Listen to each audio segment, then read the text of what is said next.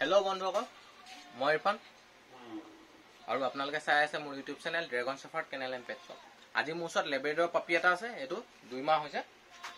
দেখিছে এই পাপিটো এভেইলেবল আছে এতিয়া 2 মাহৰ ফিমেল পাপি হয় এজনী, কাণচান ডাঙৰ আছে, 2 মাহ হৈছে। এই পাপিটো যদি আপোনালোকক লাগে তেতিয়াহ'লে মোৰ নম্বৰত কণ্টেক্ট কৰিব। মোৰ নম্বৰটো ডিছক্ৰিপশ্যনৰ পৰা লৈ ল'বগৈ পাৰিব। এইটো পাপিটো দেখিছে কিমান ধুনীয়া আছে। বডি ৱেইট 10 কেজিমান হ'ব, 8 কেজি 10 কেজি হৈ যাব। খোৱা বোৱা নো প্ৰব্লেম, ফুল এক্টিভ পাপি হয়।